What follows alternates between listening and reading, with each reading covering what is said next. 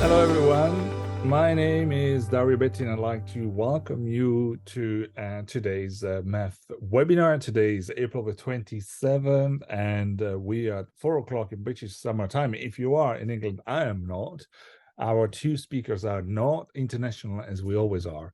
But today we're talking about building an intelligent database fraud protection ecosystem in the evolving mobile landscape. Things are changing and changing fast for good, because this market is growing, is impressive, but the impressive growth, the fantastic results are also attracting a lot of fraudsters out there. So it is great to have today two product people. I will say we have two nerds, but very funky and trendy one, as we know. Shoes and the rest. Kieran Dalton, the Chief Product Officer from Secure Mobile, is here. Thanks, Kieran. And also welcome to Brad Greer, the Senior Director of Data Solution and Partnership at NetNumber Global Data Services. So thank you both. And I would say so also thanks to NetNumber, because it's helping us sponsoring these. But here we go in the usual neutrality as MEF would convey. We bring two companies that are working in near field, talking about what's out there and talking about, well, what the carriers, the MNOs, the CSPs need to be able to do to safeguard their communication from bad actors, from phishing, from robocalls, from identity fraud, all the bad things. Unfortunately, we at NEF talk a lot about. Now, I can see them fidgeting because I did say that they were nerds, but come on, these are proper. We're talking about products, so fear not, it's going to be fun, but we want to look at how things are changing, not just in the ecosystem, not there, but on the product design element, and specifically, as we did say, how much data is going to change the way we fight these. We manage the information we've generated and with each mobile devices in a way that helps us to identify those threats and fight them. But time to let them speak, and let's see if they really are as nerds as I've said they are. And but let's start. Brad, you want to introduce yourself? Yeah, Dario, you put the pressure on. Guys, forgive me if I'm super nerdy now, but he said nerd first. So I'm Brad Greer. I'm our Senior Director of Data Solutions and Partnerships at NetNumber. My job is really to help clients and partners enable our phone intelligence solutions. In addition to that, I work closely with the product development team to innovate and inspire our products as we continue our journey into provision, route, and trust use cases across the ecosystem. We are a global company. We've been around for 20 years. Most of you on the attendee list probably know of us. So I'm excited to kind of talk about the insights that I see in the market today and the things that are coming live from the customer base. So I probably want to pass it over to Kieran for an introduction as well. Thanks, Brad. Yeah, I actually take nerd as a compliment, so thank you. Yeah, so Kieran Dalton, as you've already said, so my responsibility within Secura is product and partnerships. So fundamentally, it's centered on what we build, what we take to market, and essentially how we sell it. To give you a bit of an introduction into Secura, so think of us as being the connectivity to telcos to provide identity services. So via one API, accessing a multitude of different services such as authentication or identity verification, all leveraging what already exists within that kind of telco ecosystem.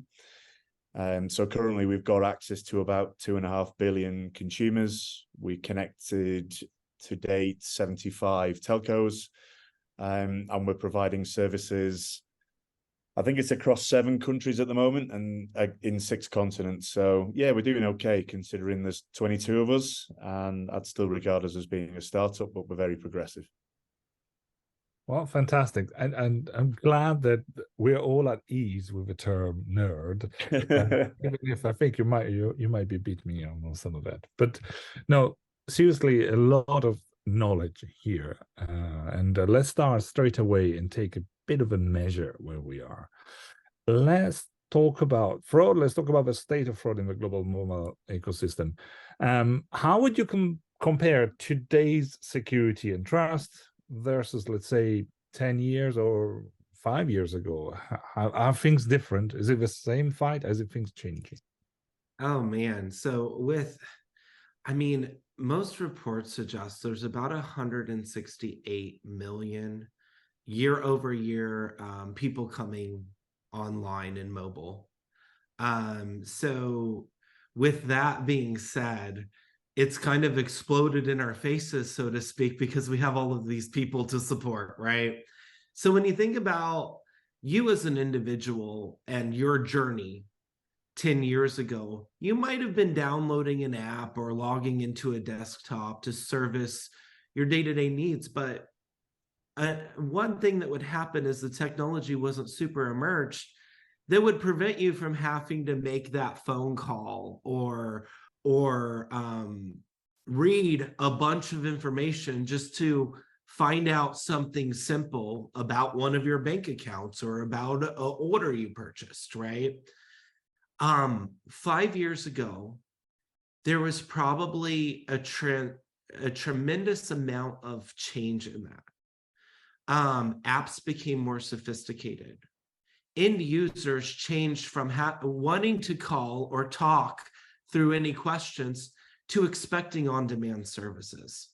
So what this does for solution providers like NetNumber, and that's really at the forefront of phone intelligence, is we have a obligation to provide global data insights across the world that help effectively communicate with those end users, right? So the challenge really there is people expect on-demand services, and communication is the root of all of that, right?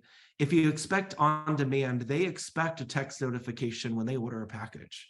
They expect when they send funds from one bank account to another, they expect a text message. They want to be able to connect to a live person if their services can't be met in real time. So as a real-time data provider, that's how it's really emerged for us. Being that more people are coming online, this means more data across the world. And it also means more fraud. More people are posing to be other people. So I will pause there. And Kieran has some really great insights for you in addition to that. Nice one, Brad. Good sales job as well. Loving your work. Anyway, I'll do a not so good a job at selling now, but anyway, so for me, the critical shift has actually been, it's similar to kind of what Brad's touched upon, but it's kind of, people have been forced into that kind of digital way of working. So, and I hate doing this, but I'm going to do it. You look at COVID and you look at various other elements that's kind of forced individuals who, even vulnerable individuals, into performing tasks that maybe they're not comfortable with. Maybe they are slightly apprehensive of because they don't understand it. And so consequently, that human element for me has been exposed more.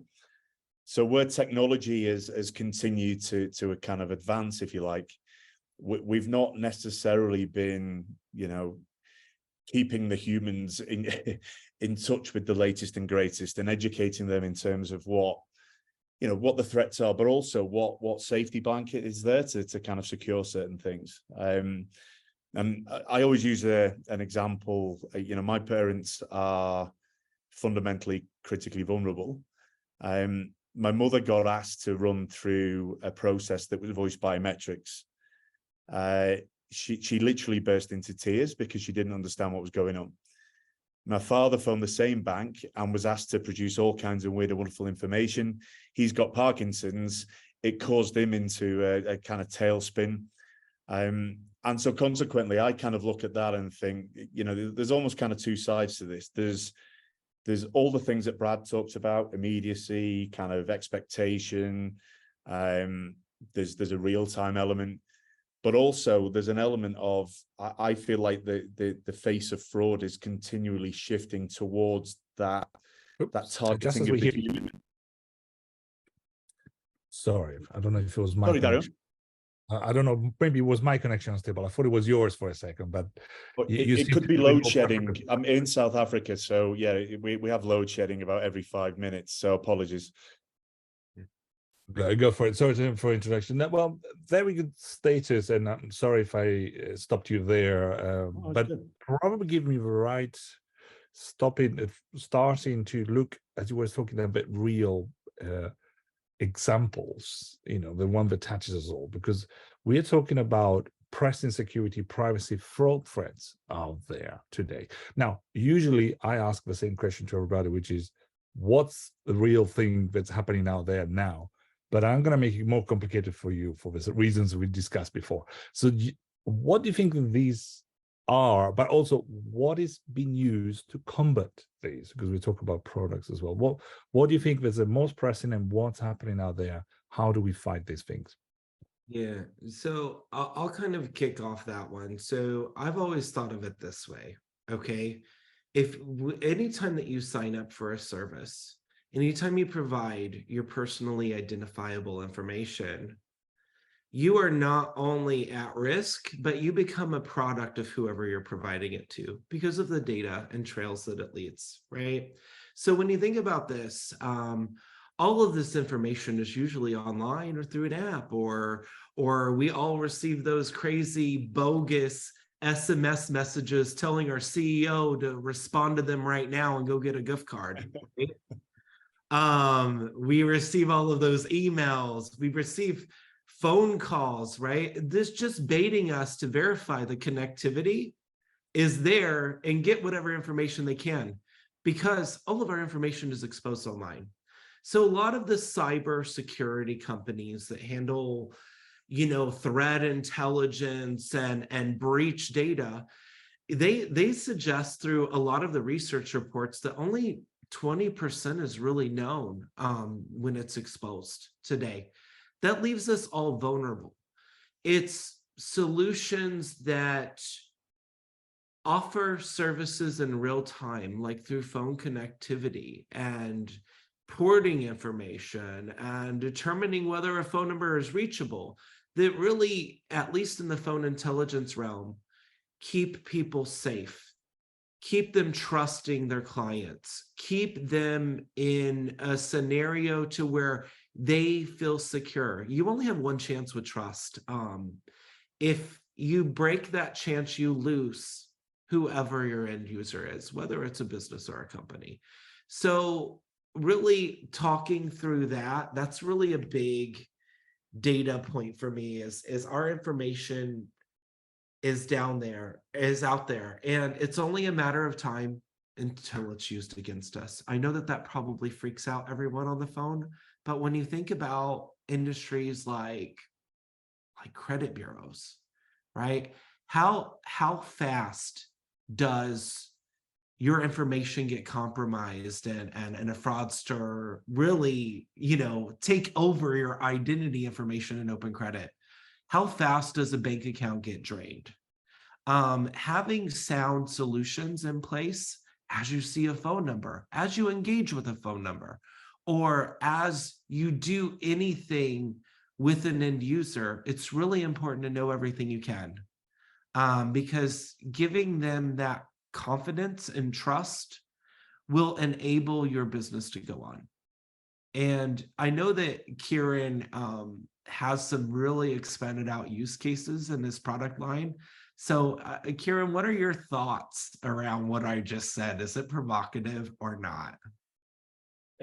Not in the slightest, no. I mean, I think it's just, it's realistic, isn't it? I mean, the fact of the matter is we all have a kind of fragmented, identity that's out there. It's not difficult kind of picking up information. Traditional kind of ID and V methods, for me, you know, they're out of date. They're not necessarily relevant. And this is where phone intelligence and the things that both entities do, where we center on something that's, you know, if you use an example, if I think of my daughters, so my eldest now has got a mobile phone. She's 13. She got it when she was 11.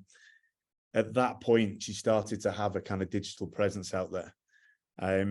Now, if you said to me, what's more relevant, her mobile phone usage, or in a few years' time, you know, a utility bill or whatever else people use these days for identity, I'd hasten to kind of focus on the mobile element. You know, it's not just, you know, like what she's done with it in terms of payments or, you know, what type of device she's got, but it's more to do with, you know, kind of behavioral patterns and understanding fundamentally, is it the same person that's got that device? And then kind of extrapolating out from there. One thing I kind of wanted to touch on as well, it's a slightly different slant, but so what we do at Secura is very much global, as is NetNumber, obviously. So one of the challenges that we have is kind of the different lenses that different geographies have when it comes to privacy and it comes to security, fraud threats, etc., etc. If anything, by luck or judgment, because we started in Europe and GDPR, and obviously there's a kind of rigid element to that. It's meant that we're kind of prepared for everything. People typically look at GDPR and those types of frameworks as being a negative because of that rigid element. But actually, I see them more as a kind of monumental positive. Because if you adhere to that and you're doing things the right way, and whether that's a service provider like us or somebody that you know might be onboarding somebody or might even store a honeypot of data, but if you're doing things in the right way, you know, essentially you're in a position where you can talk about these things, you can speak openly about these things, and you can actually collaborate around these things a bit easier too, because there's more kind of appetite. And that leads me to, and this is a common threat that we're seeing everywhere. So scams in particular are becoming a plague. You know, the biggest one being pretty much impersonation of organizations to get people to do things. Now, the challenge there is that you're looking at, it's the right individual with the right device doing, you know, various things that they may normally do. So where you've got to get clever is kind of utilizing the information that you have, and as an example, around the mobile phone. So in the UK, we have a solution called Scam Signals. This is something that's resonating, is coming to South Africa now, which is where I mentioned I am today. And it's actually relevant everywhere. It's in the Netherlands too. And where that, for me, is really, I don't know, it kind of hits a spot that I don't think we've hit before, is we're actually considering the human behind the device. You know, what are they currently experiencing that might be unusual? And then using that and leveraging that as a part of a kind of layered risk approach. And so, yeah, I mean, for me, it kind of centers on, if you do things the right way, it enables collaboration, and it brings kind of really interesting products to market. And then Kieran, wouldn't you say too, like the way that I've always thought about it is some geographies are really behind on their technology, right? And sometimes in the data arena, you have to work with what you get, right? And what's available in that market. And it's really, you know, a NetNumber or Secura's job to figure out, with what's available, how do we keep people as safe as possible? And how do we advocate and help in those markets, those people, empower them to take back their data, right? And I would say that for me, being in this business for 17 years, you know, I've always been obsessed with that, because it really is using data for good. Yeah, and just on that as well, and I think you touched on it slightly, but if I think of historically, everything was focused on fraud prevention. It was, where could we find anomalies and things where there was fundamentally risk associated to it. Mm-hmm. In particular, the last 2-3 years, I think the landscape's completely changed. It's about what can we determine about somebody or a device or something that allows the good to progress. Because actually 99 point, and I don't know how many nines it is, but percent of individuals who are trying to do something are good individuals that are just trying to perform a task. You know, the bad stuff is almost a byproduct of allowing the good through. So, you know, a lot of what we're doing is centered on things like, okay, what can we determine that would allow onboarding? You know, how can we reduce the friction for certain processes?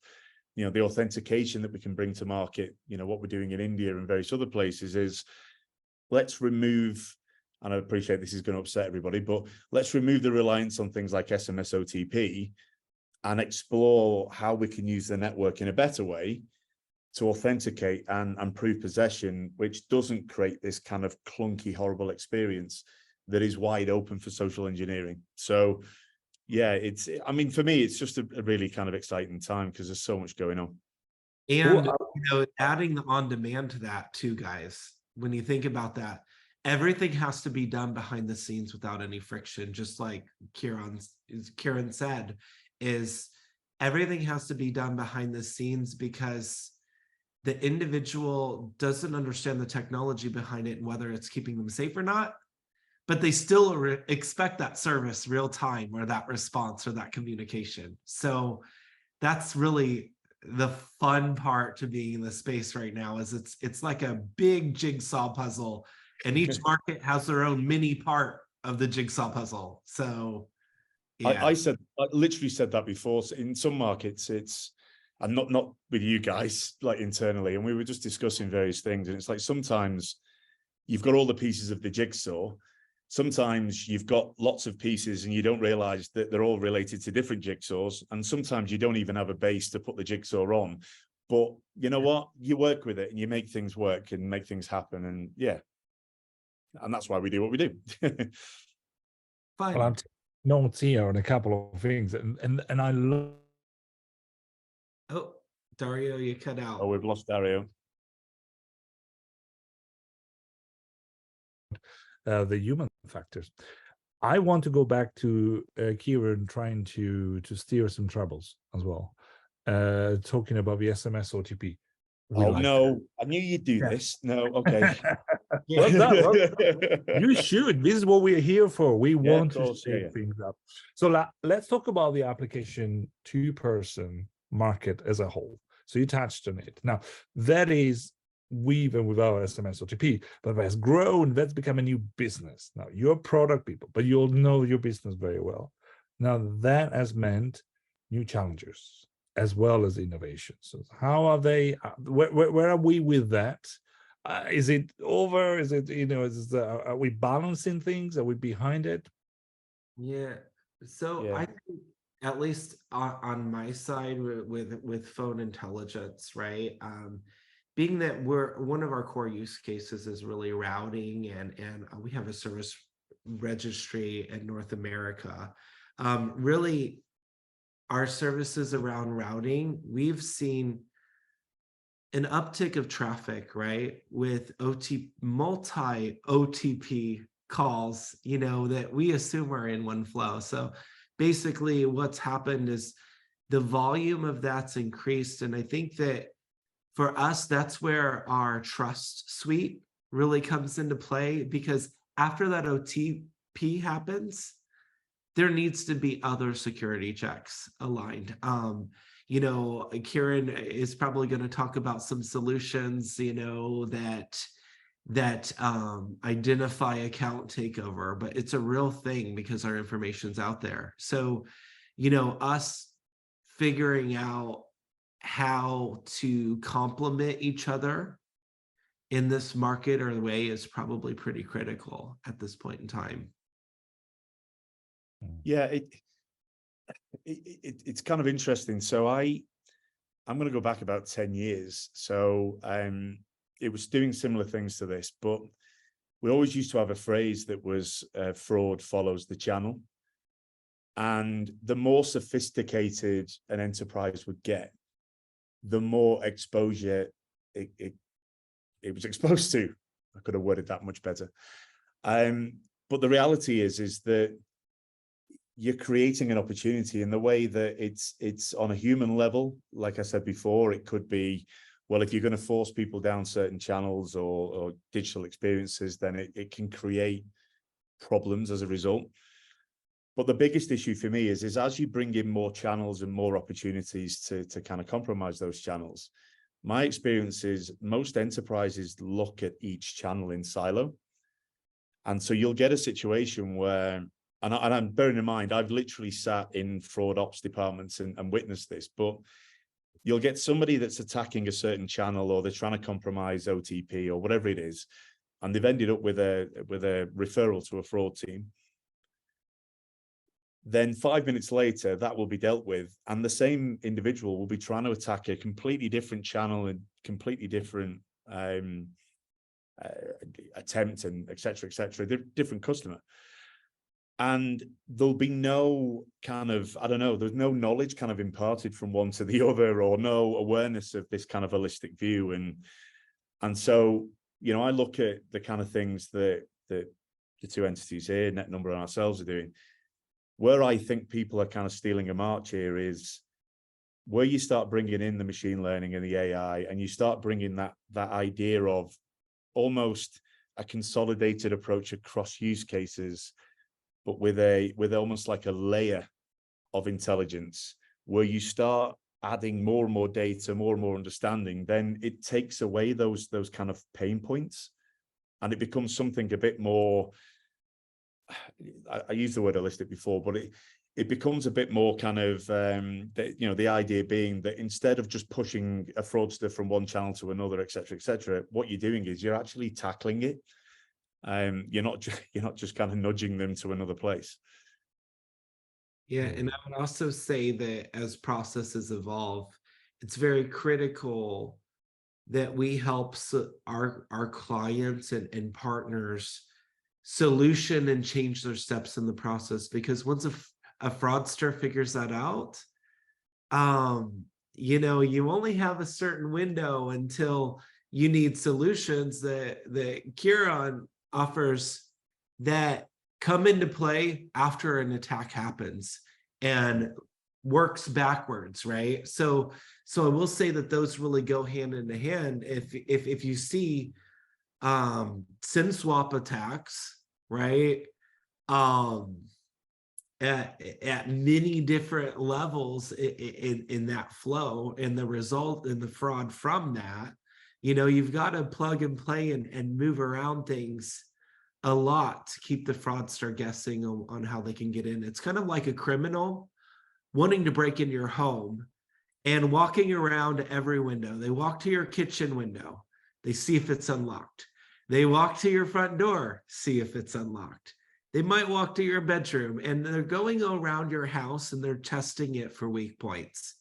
That's what's happening today in the mobile ecosystem. And the other thing as well is, I appreciate now we're just going to run out of time by talking about houses and windows, but I'm going to steal something from our CTO Gautam. So Gautam was actually the CTO at the GSMA. So he's defined a lot of kind of practices and best practices around how we can expose services and data from the telcos, which obviously we can leverage it a huge amount, and it keeps us kind of ahead of the game. But the critical thing is that it's similar to kind of what I said before, but it's like one size doesn't fit all. So you need to be cognizant of the fact that, okay, so say this is a method of authentication and we're using one-time passcodes. One-time passcodes are still relevant. They're still going to be used for years to come for a number of reasons: familiarity, ubiquity, cost maybe. But what we're advocating, and I think this is where the innovation and security comes in as well, is it's that idea of orchestration and leveraging the data that both of us can provide to orchestrate the best way of dealing with a situation. And so if there's a requirement for something to be stepped up or checked or double checked, then that's fine, but then use the right channel to do it, and make sure that if you are using a channel that you kind of underpin that with some idea as to, you know, whether it's been compromised, etc. So yeah, I mean, there's been huge barriers broken in recent times, and it's You know, there's some markets are easier than the others, but you know, where I'm sat now in South Africa, all I can tell you is that yeah, there's huge progress in lots of places. That's very good news. And I'd like to share two things. One is that I'd like to see some of you, because we'll and I know I'm going to see Brad in our event face-to-face in London, which is going to be identity and authentications, etc. We talk about some of these things. We're also going to release some of our consumer trust study information there. And if you know, we do it every year. There's 13 countries. It's been the 9th year. And here comes the not so good stuff. We're going to be saying the trust index we have from there stands at 54 out of 100. So there's not a lot of trust in the users out there. We have a concern it's going down. So when we think about trust in mobile messaging and the communication landscape as a whole, what do you think we need to do to bring it up? I know from the end user point of view, can we go back to 100? Yeah. So for me, it's all about education. And I think that our industry and market, we deal with a complex subject, right? And the approach that I've always taken is to explain things that are happening to end users as they happen in a way that they'll understand. And I think that communication, I mean, all of us have communications backgrounds, right? Communication is king. When you talk in acronyms, when you get very technical with people that don't understand technology, it can lead to distrust. It can lead to them being like, oh, well, I should understand that, so I'm just going to nod, right? It really takes every person on the boat to sail the ship. And I will say that our industry hasn't always thought about how that message goes out as, you know, people are engaged in communication solutions or through some sort of fraud process, right? And I think it's really just educating everyone in a way that they can understand to help close that gap. It might not get us to 100, but I would take, 75% at this point. 75, Kieran, any higher? Yeah, I always shoot for 100, mate. Always shoot for 100. Yeah, well, Kieran's smarter than me, so I'll get 75. He can take us to 100. I'll put him on the spot. Let's not go there. No. Anyway, so there's a couple of things I kind of find really intriguing about this whole trust element. So for me, so first and foremost, one of the biggest challenges is not trusting the user, it's the other way around. So it's being able to trust what you receive. And so consequently, you end up in a tailspin of, is this HMRC? Is this a package that I should have been delivered? Blah, blah, blah, blah. And the lack of kind of structure and formality around kind of restricting people being able to just easily spam you and scam you via text and calls, I think is still a huge issue. The other thing, which it kind of contradicts pretty much everything I ever say, but like I'm a massive advocate in the data and basically creating zero friction. Creating zero friction then, though, creates a distrust where the individual assumes nothing's happening. So where I've said things like SMS OTP is a bit clunky and things like that, it's kind of fascinating that if you watch an individual who, we've got an authentication capability that authenticates people using the network. So there's no interaction with the individual, but you have to put something in front of the individual to make it look as though something is kind of interfering with the experience. And it's really counterintuitive because obviously you're trying to reduce the friction, but unfortunately, you kind of have to do that because of expectations. Just one other thing as well. It's kind of fascinating when, so where I think people and enterprises have done the best work in terms of enabling trust generally, again, is when people have used data and contextual data during processes. So I'll use the scam example that I mentioned before. If there's some behavior that looks like an anomaly and you've got data that suggests that something's happening to an individual, notify the individual that whatever's happening right now, or if you're trying to make a payment or whatever you're trying to do, please just stop. It's not the bank, it's not the enterprise or whatever, and almost educate them and treat them in the right way, as opposed to blocking the bank account or stopping the payment and then leaving them there hanging. Because with that real-time element of what we know and that contextual element means that we can direct and coerce people into the right places, as opposed to just, you know, stopping things and then ultimately causing a, like I say, a distrust. Yep.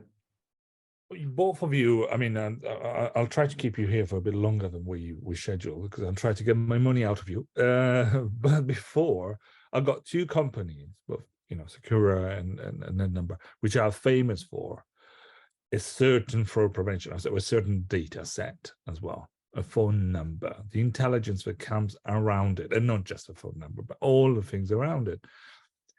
Is this a good fraud prevention? I hope so, because you're both championing it, but is it the right fraud prevention tactic solutions? I know they're there more. Why would you tell everybody out there, trust me, I'll deal with phone number intelligence data? I guess for me, I'm obsessed with process and how people touch solutions, and it's never going to stop on product development needs. And so I would say really the answer to that is the solutions in place enable you to make good decisions. However, the solutions in place still need to emerge with what decisions are required in the markets. And so that's how I would answer that is, you know, NetNumber, we are, I mean, within this last year, we split out into, we basically split out into two companies. We have our platform business that we were historically known for. Well, that went off into its own company. NetNumber sees an opportunity in the market to solve problems at a greater scale with global data services. And that's why I'm here, right?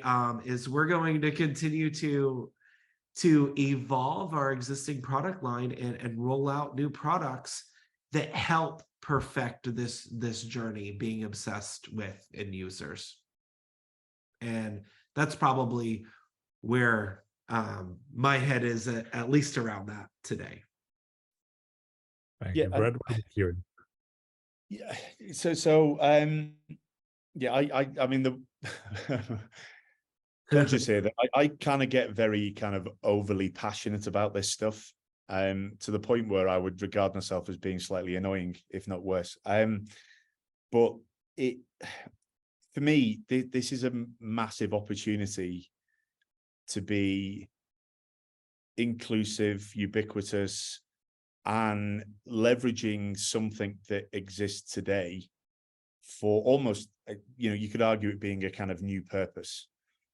And for me, that is true innovation. It's literally taking something that exists and kind of reforming it to kind of support, you know, the world today and new use cases, et cetera, et cetera. If I look back at when I first started to do this many, many moons ago, it was actually easier to do it in some way because it was pre-GDPR. It was, the telcos weren't even remotely supportive of any of this kind of stuff. They didn't realize the value they were sat on. And so myself and the Secura team have kind of been central to kind of that evangelical element of saying, you know what, this is a huge opportunity to really kind of ramp up. I mean, everything down to, you know, the unbanked in Africa and leveraging the fact that, you know, the African community is fundamentally mobile. So let's center on that as a capability to get people bank accounts, to get, you know, beyond risk and onboarding and things like that, to actually look at, is there a way of determining credit and, you know, whatever else. So, you know, so for me, it's, you know, if somebody said to me, is this the answer to the world's problems? Nothing's the answer to the world's problems in silo, but what it is it's still embryonic. but it's monumentally kind of relevant, dynamic, and there's a kind of, best way of putting it is almost like there's a group of people or an environment out there where we want to foster innovation and try things, and that's the way we're going to progress fundamentally. Also, we heard it from two passionate people about the power of data and phone data, and there is more, I'm sure, for both of you. There might be more ideas and challenges from the people out there.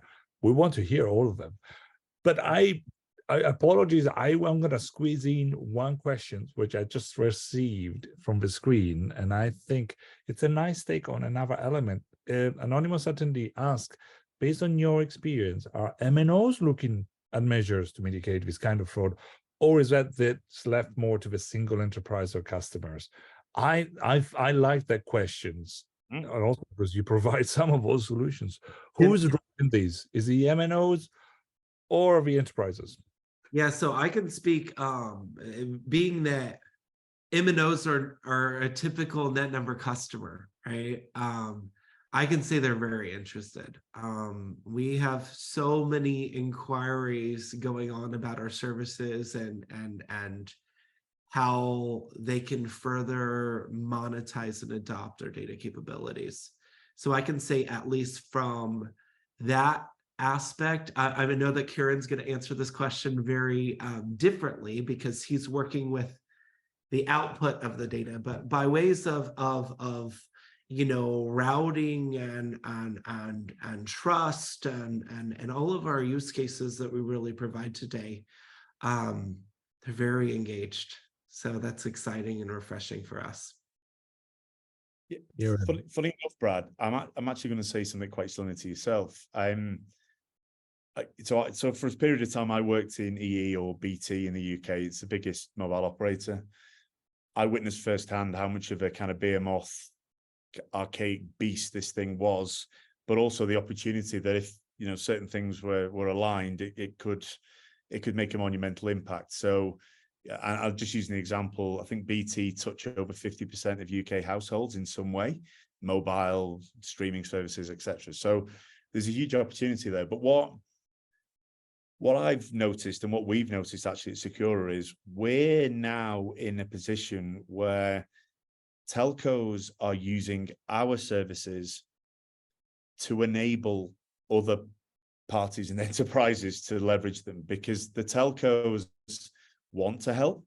They want to support the ecosystem. They want to innovate and create new products. They're typically a bit hamstrung and stuck because of the reasons I've just mentioned. They're typically beasts, huge beasts. But what's happening is so, there's some markets where telcos are coming to us and saying, right, we'll white label your capability. We'll leverage the fact that you've got all the operators in a particular country, but then they'll look to take it to market to their enterprise customers, to make sure that there's a capability out there that protects their customers. So yeah, and again, it's a hugely positive step, because they recognize that there's an opportunity to do both, basically. And the more, I will say this too, with MNOs, they are obsessed with numbers not in their network. And the reason why is because they can learn so much on how to streamline their processes to better serve their subscriber base, and to better streamline communications. So I will say that industry overall, they are obsessed with that, because if you think about the technology that is at our fingertips, I mean, it's important to really lock that down, right? A new technology, could definitely make a humongous impact to the industry as a whole.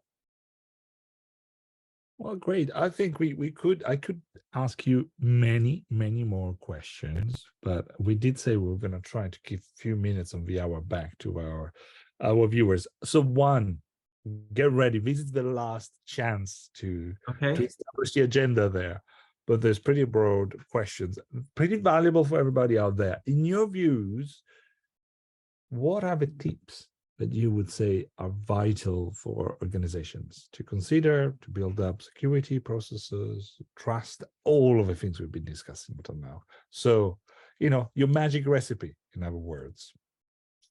Document your processes, figure out where they are risky.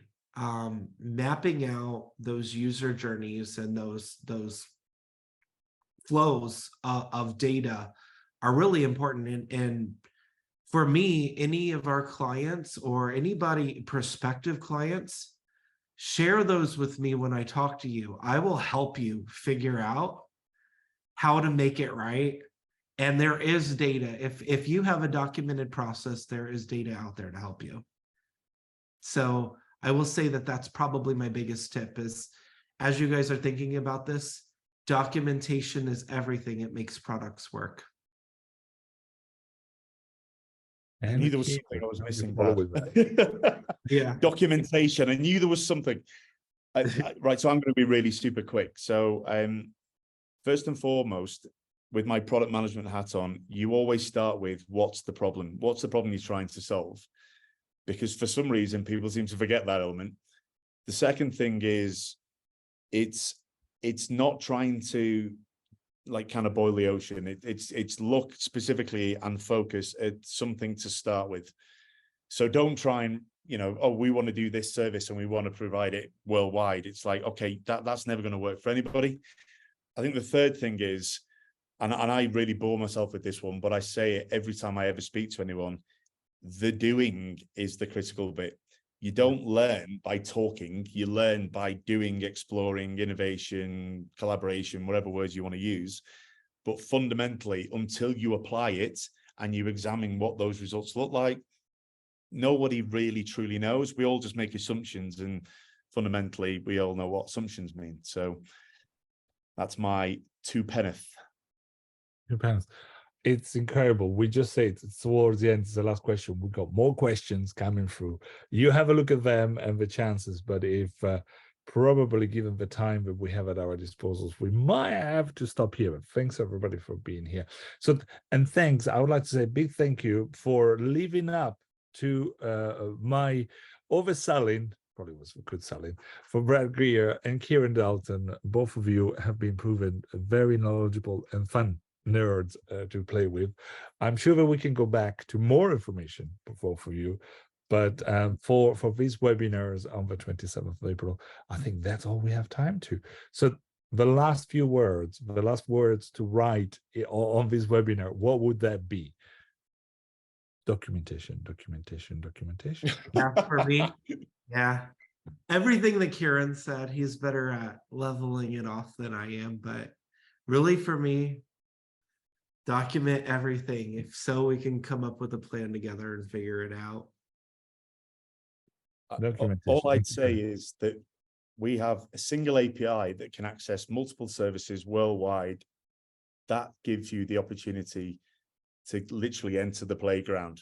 So come in and play, and let's see what impact we all can make. Yeah. Come on in and play and document all the time. Something like that, yeah. Thank you very much. We will come to both of you again as source of knowledge, and again for some very fun discussions. These, if you missed the beginning or any part, we've lost him again. On our website, the mobileecosystemforum.com. Wait for your email as well. We will send you all of that. More information, as I said, always happening, and we're going to have an event at the end of May where you can join us in London to discuss all of this. But for the time being, it's time to say thanks again to Brad Greer and Kieran Dalton, and for all of the team at Number and Secure Mobile. So thank you very much, and have a good time. Thanks for tuning in, guys. See ya. Thanks for the invite. Cheers, guys. Bye-bye.